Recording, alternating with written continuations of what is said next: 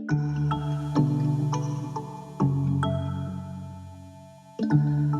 going to talk about bandhas. Everyone knows, raise your hand if you know what bandhas are. Alright? Yeah, alright. 3 bandhas. There's the root lock, mula bandha, the navel lock, and then, which would be Uddiyana bandha, and then Jalandhar bandha is the throat lock. So we're all just going to sit up and we're going to practice our root lock. Easy. Do kegels. Almost pee yourself and stop it. That's kind of it. The joke I always say is when you're first doing yoga, all you want to do is sit in a room full of hot people in tight clothes, and all you're trying to do is not bark or pee on yourself. And that is how you tighten your bandha. Will everyone just do 50 kegels real fast? Alright, cool, I'm done. Did you guys finish? I was like, alright, try it again, waist to 100.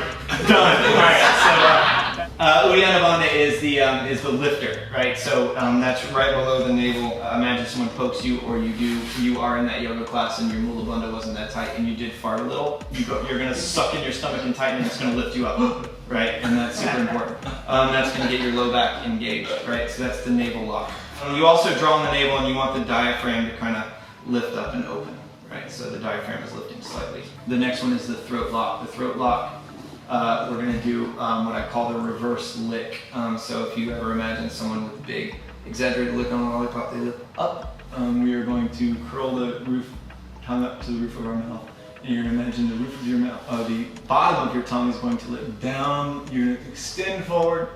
You're going to lick down. And then you're going to pull the chin into the throat as the chest lifts. And then you're going to, and they always say, and smile a little bit, because you're just like, I just licked something at the bottom of my tongue. So if we engage all of those together, if we do our kegel, and then suck in the belly, and then do the reverse lick,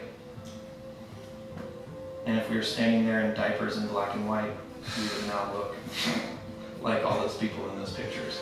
But then I want you guys to realize that in yoga, the most common thing is tightness in the solar plexus.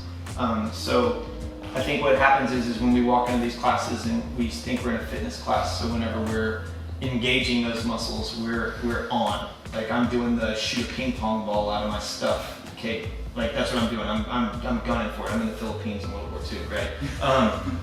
What I want you guys to think about is it's the sort of dimmer switch, right? So you're not tightening and you're not loose. It's kind of like in push hands too. Come here, Aaron. In Chi Sao or push hands or any martial arts stuff, imagine this is his sphincter.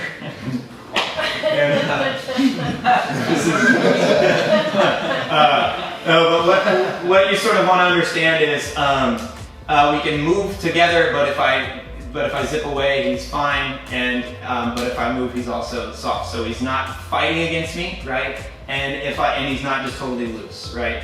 So same thing with all of these bandhas. You're able to just sort of float or feather them inside. The way that I was talking to you guys the other day about it was like in your motorcycle when you're going through traffic, you're feathering the clutch. And then as I was writing about feathering your clutch when you're going through traffic on your motorcycle, I realized how many people I know that don't know how to drive a clutch. And then it made me write 10 pages on how pissed off that makes me that people don't know how to drive clutches. So